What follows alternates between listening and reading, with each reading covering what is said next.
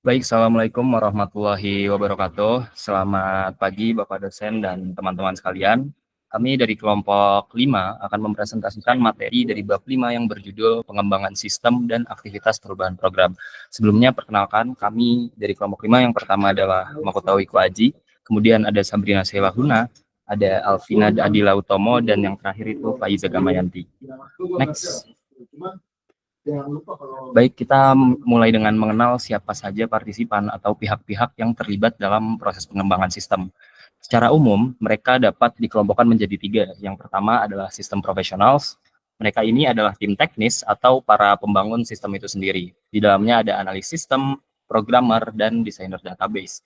Tugas mereka adalah untuk mengumpulkan fakta terkait masalah, menganalisisnya, dan merumuskan solusi dalam bentuk sistem informasi yang fungsional. Kedua itu adalah end users atau pengguna akhir. Mereka lah pihak yang akan menggunakan sistem ini sehari-hari, seperti manajer, staf operasional, ataupun akuntan. Peran mereka sangat krusial karena mereka yang paling memahami masalah dan kebutuhan di lapangan. Sehingga mereka harus bekerja sama erat dengan tim profesional untuk memastikan sistem yang dibangun benar-benar menjawab kebutuhan. Dan yang terakhir, yang ketiga adalah stakeholders atau para pemangku kepentingan. Mereka ini adalah individu ataupun kelompok yang punya kepentingan dalam sistem, namun bukan pengguna langsung.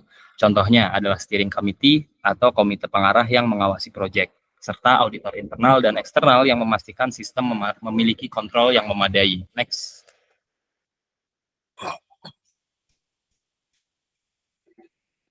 Setelah mengetahui siapa saja yang terlibat, sekarang kita beralih ke bagaimana sebuah organisasi itu bisa mendapatkan sistem informasi.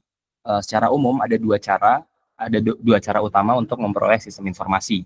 Yang pertama adalah melalui in-house development atau pengembangan internal. Ini berarti perusahaan merancang dan membangun sistemnya sendiri dari nol menggunakan tim internal.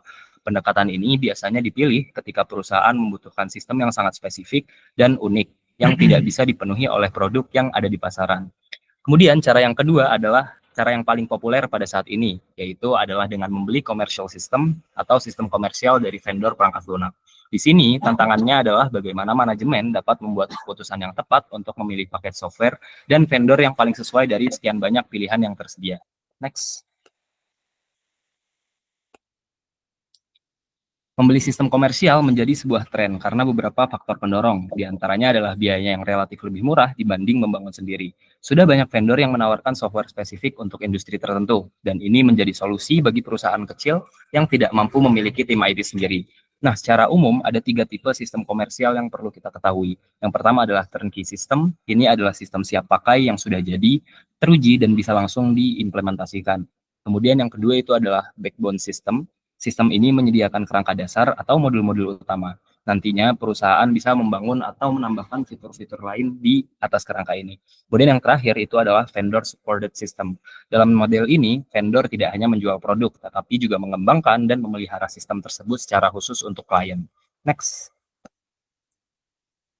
Nah, tentu saja setiap pilihan memiliki kelebihan dan kekurangannya sendiri. Nah, kelebihan utama dari sistem komersial adalah waktu implementasi yang jauh lebih cepat, biaya yang lebih rendah karena ditanggung oleh banyak pembeli, dan keandalan yang umumnya lebih tinggi karena sudah diuji secara luas sebelum dirilis. Namun, di sisi lain ada juga kekurangannya. Perusahaan bisa menjadi sangat tergantung pada vendor untuk pemeliharaan. Seringkali sistem komersial kurang fleksibel untuk kebutuhan yang sangat unik atau kustomisasinya itu terbatas. Dan jika di masa depan kebutuhan itu berubah, proses pemeliharaan atau modifikasi bisa menjadi sangat sulit atau bahkan tidak mungkin dilakukan. Next. Sekarang kita akan masuk ke pembahasan siklus hidup pengembangan sistem atau SDLC. Kita mulai dari fase pertama, yaitu perencanaan sistem. Tujuan utama dari fase ini adalah untuk menghubungkan setiap proyek pengembangan sistem dengan tujuan strategis perusahaan. Jadi, sistem yang dibangun harus benar-benar mendukung arah bisnis perusahaan. Proses ini biasanya diawasi oleh sebuah sistem steering committee atau komite pengarah yang terdiri dari para pimpinan senior seperti CEO, CFO, dan CIO. Mereka lah yang bertugas menetapkan prioritas, mengalokasikan dana, dan meninjau kemajuan proyek. Perencanaan ini terjadi di dua level. Yang pertama ada level strategis untuk jangka panjang 3-5 tahun, dan level proyek untuk alokasi sumber daya ke aplikasi yang lebih spesifik. Next. Di akhir fase perencanaan, ada dua dokumen formal yang sangat penting yang dihasilkan. Yang pertama adalah proposal project atau project proposal. Dokumen ini berisi ringkasan temuan, rekomendasi umum untuk sistem baru, dan yang paling penting menjelaskan bagaimana proyek ini akan mendukung pencapaian tujuan bisnis perusahaan. Kemudian yang kedua adalah jadwal proyek atau project schedule. Ini adalah komitmen manajemen dalam bentuk anggaran waktu dan biaya untuk seluruh tahapan pengembangan sistem yang akan dijalankan. Next. Setelah perencanaan itu disetujui, kita masuk ke fase kedua, yaitu analisis sistem. Fase ini adalah fondasi dari seluruh SDLC. Prosesnya terbagi menjadi dua langkah utama. Yang pertama adalah melakukan survei mendalam terhadap sistem yang sedang berjalan saat ini, dan kedua melakukan analisis kebutuhan pengguna secara rinci. Hasil akhir dari fase ini adalah sebuah dokumen formal bernama Laporan Analisis Sistem. Langkah survei ini penting untuk mengetahui apa yang bisa dipertahankan dari sistem lama dan untuk memahami akar masalah. Namun ada juga risikonya, yaitu analis bisa terjebak dalam cara kerja sistem lama yang disebut current physical carpet dan menjadi kurang inovatif atau thinking inside the box. Next. Dalam tahap analisis, ada banyak sekali fakta yang harus dikumpulkan untuk mendapatkan gambaran yang lengkap. Ini mencakup sumber dan aliran data, proses bisnis, volume transaksi, kontrol yang ada, hingga biaya dan masalah seperti bottlenecks. Untuk mengumpulkan semua itu, analis menggunakan beberapa teknik. Di antara yang pertama, observasi, yaitu mengamati langsung bagaimana sistem dan pengguna bekerja. Dan kemudian yang kedua ada partisipasi tugas, di mana analis ikut mencoba langsung pekerjaan pengguna untuk merasakan masalahnya. Kemudian yang ketiga itu ada wawancara, baik melalui pertanyaan terbuka maupun kuesioner terstruktur. Dan yang terakhir itu adalah meninjau dokumen-dokumen kunci yang ada seperti flowchart, laporan, atau bagian organisasi. Next. Oke, selanjutnya ada fase ketiga, yaitu desain sistem konseptual. Tujuan utama dari fase ini adalah untuk menghasilkan beberapa alternatif sistem konseptual yang dapat memenuhi persyaratan sistem yang telah diidentifikasi selama fase analisis sistem. Dengan menyajikan beberapa alternatif kepada pengguna, para profesional sistem dapat menghindari pemaksaan batasan atau asumsi yang mungkin sudah mereka miliki terhadap sistem baru. Alternatif desain ini kemudian akan diteruskan ke fase selanjutnya, atau seleksi sistem, di mana biaya dan manfaat dari masing-masing alternatif akan dibandingkan untuk memilih satu desain yang paling optimal. Penting untuk menjaga desain pada level konseptual di tahap ini agar investasi sumber daya pada alternatif yang nantinya tidak terpilih dapat diminimalkan. Next. Oke, dalam merencanakan sistem secara konseptual, ada dua pendekatan utama yang umum digunakan. Yang pertama ada pendekatan desain terstruktur atau struktur desain. Struktur ini merupakan pendekatan top-down, di mana sistem dirancang mulai dari gambaran besar yang kemudian diuraikan secara bertahap menjadi lebih detail, hingga sepenuhnya dipahami. Biasa didokumentasikan menggunakan data flow diagrams dan struktur diagrams. Yang kedua itu ada pendekatan berorientasi objek, yang merupakan pendekatan bottom-up, di mana sistem informasi dibangun dari komponen atau objek standar yang dapat digunakan kembali atau reusable. Contoh kasusnya ini, proses ini diibaratkan seperti membangun sebuah mobil. Pabrik tidak membuat setiap model baru dari awal, melainkan menggunakan komponen standar seperti mesinnya, roda, atau transmisinya yang sama dengan model lainnya.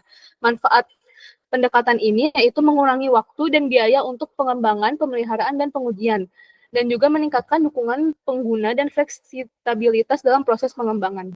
Next.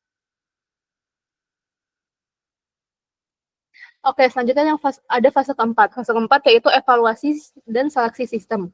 Fase ini merupakan sebuah proses pengembangan sistem di mana sebuah perusahaan memilih salah satu sistem yang terbaik dari beberapa alternatif desain yang telah diusulkan atau desain yang sudah ada. Contoh kasusnya, ketika membeli mobil dan sudah memiliki beberapa pilihan, misalnya mobil A, B, dan C, fase ini adalah saatnya Anda melakukan perbandingan mendalam untuk memutuskan mobil mana yang paling tepat untuk dibeli. Ini adalah titik yang sangat kritis dalam SDLC. Sebuah keputusan yang buruk pada tahap ini bisa berakibat fatal bagi proyek. Oleh karena itu, diperlukan sebuah prosedur evaluasi yang formal untuk menyusun proses pengambilan keputusan dan mengurangi risiko serta ketidakpastian. Proses ini melibatkan dua langkah utama. Yang pertama, melakukan studi kelayakan terperinci. Yang kedua, melakukan analisis biaya dan manfaat. Next. Oke, selanjutnya ada studi kelayakan terperinci atau yang biasa disingkat dengan TELOS. Yang pertama itu ada technical atau teknis. Apakah sistem dapat dikembangkan dengan teknologi yang ada saat ini? Yang kedua ada E yang biasa disebut ekonomik atau ekonomi. Apakah dana tersedia untuk menyelesaikan proyek dan sejalan dengan komitmen keuangan manajemen? Yang ketiga itu ada L atau legal, atau yang biasa disebut hukum. apakah ada konflik antara sistem konseptual dengan kemampuan dan perusahaan untuk memenuhi tanggung jawab hukumnya. Yang keempat ada O atau operasional. Biasanya ini seberapa cocok sistem baru dengan prosedur dan keahlian personel yang ada. Yang terakhir ada S atau schedule atau yang biasa disebut jadwal. Mampukah perusahaan mengimplementasikan proyek dalam waktu yang dapat diterima? Next. Oke, selanjutnya ada analisis biaya manfaat atau cost benefit analysis. Yang pertama itu ada identifikasi biaya.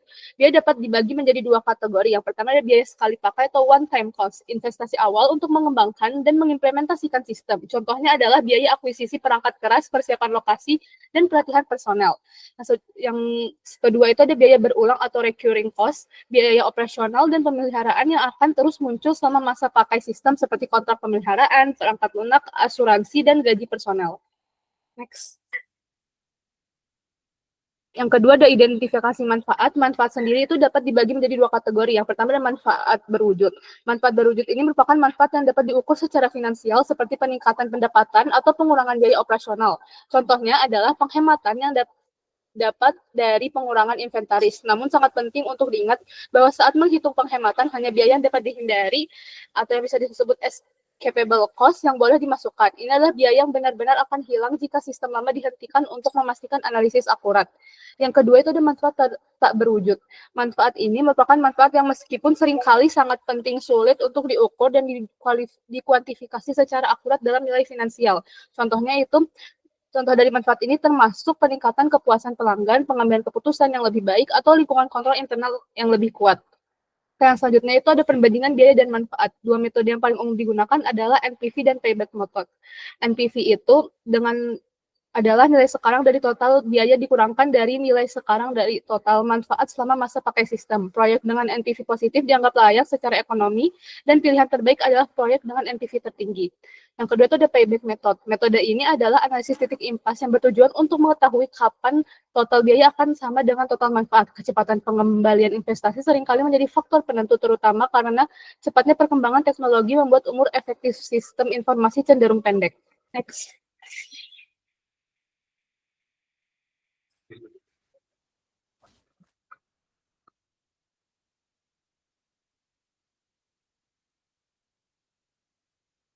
Oke, selanjutnya ada output fase 4 atau laporan seleksi sistem. Laporan seleksi sistem atau sistem selection report adalah dokumen formal yang merangkum hasil studi kelayakan yang telah direvisi, analis biaya manfaat yang komprehensif, serta daftar dan penjelasan mengenai manfaat tak berwujud untuk setiap alternatif desain.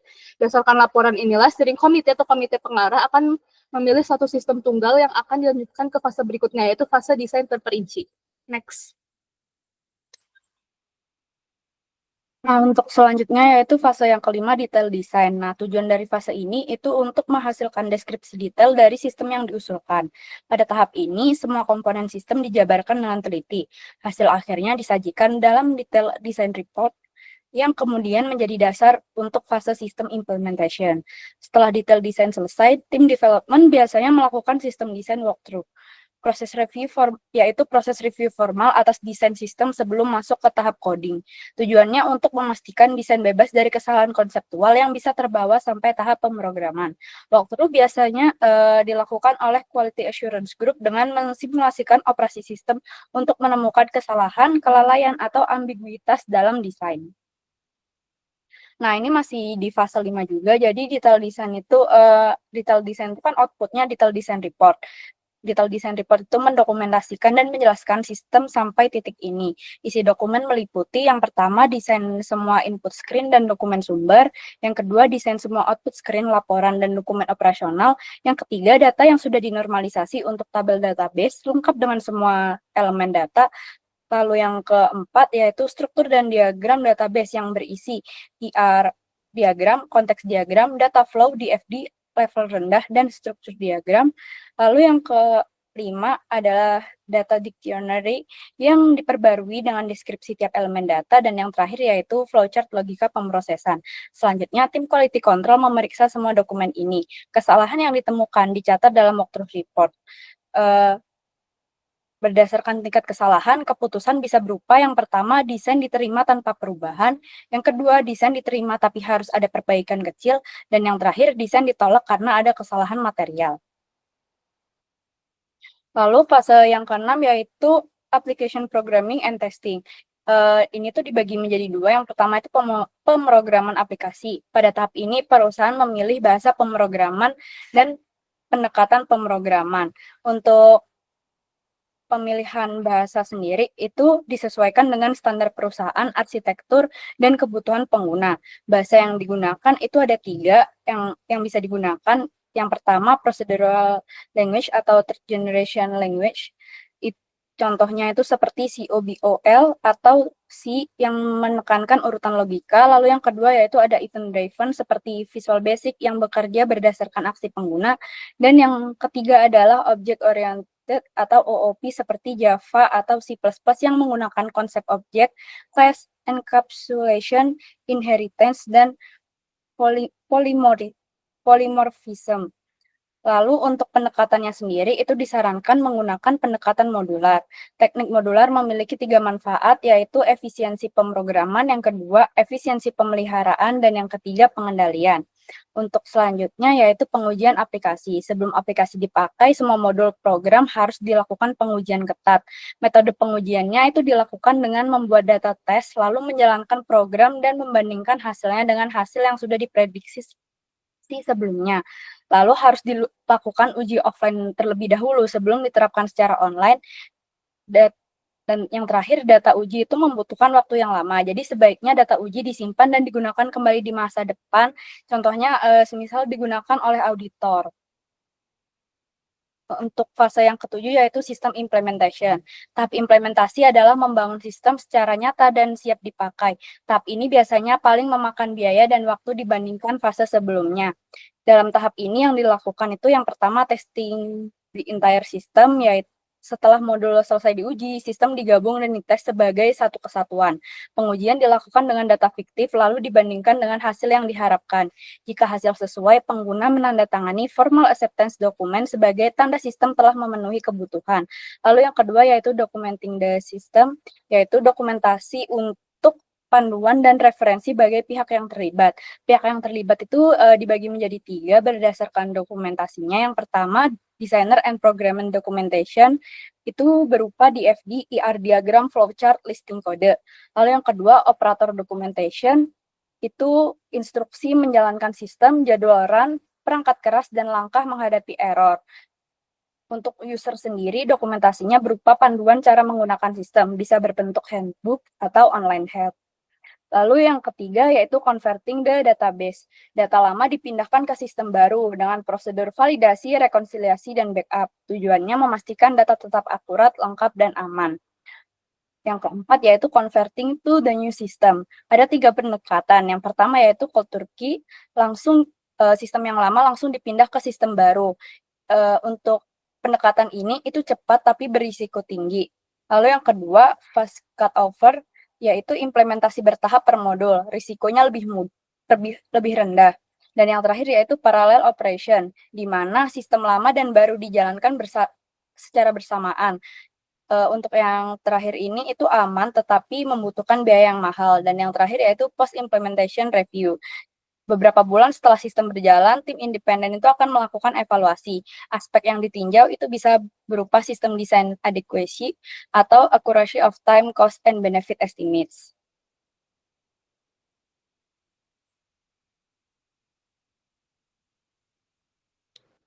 Oke, selanjutnya akan setelah selesai diimplementasikan, selanjutnya itu akan masuk ke fase 8 atau sistem maintenance. Nah, di tahap ini sistem itu biasanya harus disesuaikan lagi dengan kebutuhan penggunanya, misalnya menambah laporan baru atau bahkan melakukan perubahan besar di logika aplikasi dan tampilannya. Nah, pada fase ini pemeliharaan ini tuh berlangsung cukup lama biasanya, bahkan bisa lebih dari kayak 5 tahun gitu. Nah, tapi tergantung lagi sama kondisinya sih. Tapi yang perlu dicatat tuh pada fase ini biaya tuh terbesar dari seluruh tahap. Sekitar 80-90% dari total biaya biasanya. Nah, kalau sistemnya sudah terlalu tua dan tidak efisien dipelihara, maka perusahaan biasanya memilih menggantikan dengan sistem baru atau siklus pengembangannya pun dimulai lagi dari awal.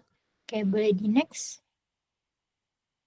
Selanjutnya kita akan masuk ke controlling and auditing the LSDC. Nah, jadi pengendalian dan auditing dalam SDLC itu merupakan hal yang penting banget karena bisa memastikan sistem yang dibangun memang sesuai kebutuhan, punya kontrol yang memadai, dan diuji dulu sebelum dipakai. Nah, proses pemeliharaan juga nggak kalah penting karena setiap perubahan pada sistem harus sah dan dites dulu biar nggak merusak sistem yang ada. Dari sisi auditor, kalau kontrolnya berjalan efektif, mereka bisa lebih percaya sama sistemnya. Jadi kayak penguji aplikasi dan substansinya tuh bisa dikurangin. Tapi kalau misalnya kontrolnya lemah atau nggak konsisten, auditor justru harus memperluas ruang lingkup audit biar hasilnya tuh tetap bisa dipercaya. Oke, next. Nah, selanjutnya nih, saat sebuah organisasi mengembangkan sistem baru, prosesnya tuh nggak boleh sembarangan, harus ada pengendalian dan audit supaya sistem yang dihasilkan benar-benar sesuai kebutuhan, layak secara ekonomi, dan terhindar dari kesalahan maupun kecurangan. Nah, dalam SDLC atau System Development Lifecycle, ada beberapa aktivitas terkendali yang penting untuk memastikan kualitas dan integritas sistem. Nah, yang pertama tuh ada System Authorized Activities. Nah, sistem baru itu harus melalui otoritas formal biar jelas apakah memang layak dan dibutuhkan. Jadi setiap permintaan diajukan secara tertulis dan hanya disetujui kalau benar-benar sesuai dengan tujuan organisasi. Nah, selanjutnya yang kedua ada User Specification Activities. Nah, pengguna harus aktif terlibat dalam membuat dokumen spesifikasi kebutuhan. Tujuannya itu biar sistem yang dikembangkan benar-benar mencerminkan kebutuhan mereka, bukan hanya pandangan teknis dari profesional IT doang. Nah, selanjutnya yang ketiga ada Technical Design Activities. Nah, di tahap ini kebutuhan pengguna diterjemahkan menjadi desain teknis yang rinci, termasuk analisis sistem, desain umum, kelayakan, dan desain rinci. Dokumentasi dari tahap ini tuh penting banget karena bakal jadi alat kontrol sekaligus bukti pengendalian. Nah, yang keempat ada internal audit participation. Kalau misalnya kita lihat ya, audit internal tuh sebenarnya bukan cuma ikut di akhir doang, tapi terlibat dari awal juga. Nah, di tahap planning nih, auditor memastikan bahwa sistem sesuai dengan tujuan organisasi, dianalisis. Habis itu auditor juga jadi penghubung biar kebutuhan user nggak salah ditangkap sama tim IT. Lalu juga di desain konseptual, auditor itu menilai apakah sistem perlu fitur audit bawaan kayak embedded audit module atau integrated test facility. Nah, saat evaluasi dan seleksi juga auditor fokus memastikan perhitungan biaya manfaat realistis dan yang gak nyesatin gitu. Nah, terakhir di tahap implementasi, auditor tuh bisa bantu dengan kalian teknis akuntansinya itu sendiri, kayak mengatur standar dokumentasi dan memverifikasi kontrol yang ada, termasuk kepatuhan ke SOX. Jadi perannya benar-benar menyeluruh lah kalau misalnya internal audit. Nah, selanjutnya, di next. Nah, selanjutnya ada user test and acceptance procedure. Nah, sebelum sistem dipakai harus ada uji coba bersama tim yang terdiri dari pengguna, profesional IT, auditor. Jadi ada 3, pengguna, profesional IT, dan auditor. Penerimaan formal dari pengguna jadi kontrol yang penting lah karena menandakan sistem memang layak digunakan. Nah, selanjutnya yang keenam, audit objective related to new system development. Nah, ada beberapa tujuan audit seperti memastikan SDLC dilakukan konsisten, sistem bebas kesalahan material atau kecurangan, ada justifikasi di tiap tahap, dan dokumentasi lengkap untuk audit maupun pemeliharaan. Dan yang terakhir ada audit procedures related to new system development.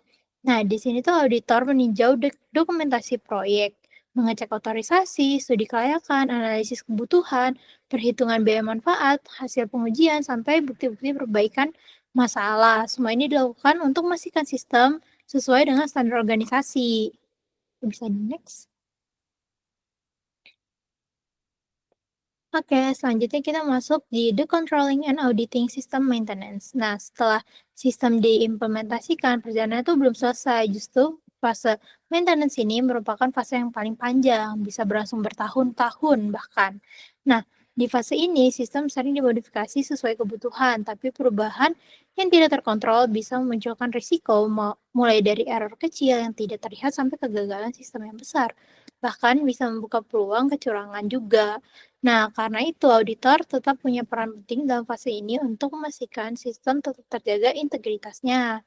Nah, yang pertama tuh aku membahas tentang maintenance authorization, testing, and documentation. Nah, jadi dalam tahap maintenance, sistem harus tetap dikendalikan seperti saat pengembangan. Setiap perubahan wajib ada otorisasi, spesifikasi teknis, diuji ulang, dan didokumentasikan. Kalau perubahannya besar, auditor internal dan pengguna juga harus ikut terlibat supaya integritas sistemnya tetap terjaga.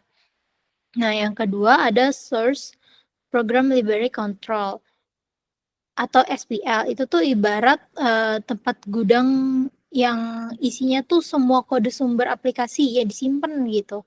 Nah, karena semua perubahan program dilakukan lewat SPL, baik yang resmi maupun tidak resmi, maka area ini menjadi sangat sensitif. Kalau tidak dikendalikan dengan baik, bisa aja ada orang yang masuk tanpa izin dan mengubah program yang akhirnya merusak integritas sistem. Jadi, kontrol SPL merupakan hal yang penting banget deh buat dipastikan untuk memastikan aplikasi itu tetap aman dan andal. Oke, next. Oke, yang ketiga ada the worst case situation, no controls. Bayangin nih, kalau misalnya SPL itu sama sekali nggak bisa dikasih kontrol, siapapun bisa masuk dan ngubah program suka hati tanpa ketahuan. Pasti kan akibatnya semua prosedur lain seperti otorisasi, testing, atau dokumentasi itu jadi nggak ada gunanya karena dasar sistemnya aja udah nggak aman. Nah, masalahnya kontrol ini tuh sering dianggap bikin kerja jadi ribet, juga ada juga profesional yang nggak terlalu mendukung karena kayak kesannya membuat terlalu ribet lah. Jadi kayak ya udah nggak usah aja. Tapi sebenarnya tanpa kontrol risikonya tuh jauh lebih besar. Jadi sebenarnya tetap butuh kontrol. Nah, yang keempat ada control SPL environment. Nah, kalau tadi kita lihat risiko dari SPL tanpa kontrol, maka solusinya adalah Sources Program Library Management System atau SPLMS. Nah, itu tuh semacam database management system, tapi khusus untuk program yang ingin dibuat gitu loh. Jadi di sini ada beberapa kontrol penting, mulai dari password, test library, bisa ada audit trail, ada versioning, bisa ada sampai kontrol perintah maintenance. Nah, tujuannya itu cuma satu sebenarnya, memastikan perubahan program benar-benar sah, tercatat, dan bisa diaudit. Nah, selanjutnya atau yang kelima itu ada audit objective related to system. Nah, di tahap pemeliharaan, auditor tuh fokus memastikan aplikasi tetap aman dan terjaga integritasnya. Jadi, auditor harus bisa mendeteksi jika ada perubahan program yang tidak sah, baik yang berpotensi menyebabkan kesalahan besar maupun fraud. Nah, tapi selain itu, auditor juga menilai apakah prosedur pemeliharaan sudah melindungi aplikasi, memastikan juga tidak ada error material dan program library benar-benar aman dari akses pihak yang tidak berwenang. Nah, selanjutnya atau yang terakhir ada audit procedures related to system maintenance. Nah, kalau di tahap maintenance kan auditor tuh harus hati-hati banget karena ini tuh merupakan rawan penyalahgunaan gitu. Pertama nih, auditor harus ngecek apakah setiap perubahan program memang resmi dengan melihat nomor versi dan dokumen otorisasi. Nah, yang kedua,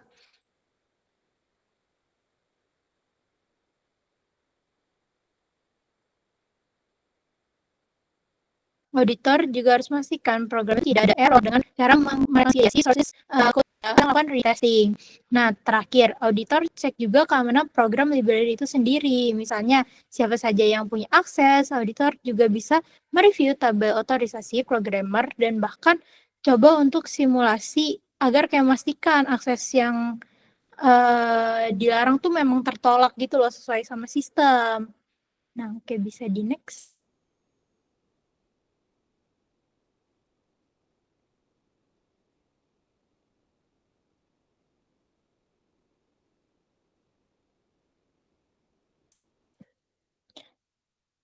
Oke, mungkin sekian dari kelompok kami.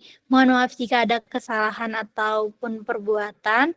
Jika ada pertanyaan bisa langsung dikirimkan ke kolom komentar di Google Classroom. Terima kasih atas perhatiannya. Wassalamualaikum warahmatullahi wabarakatuh.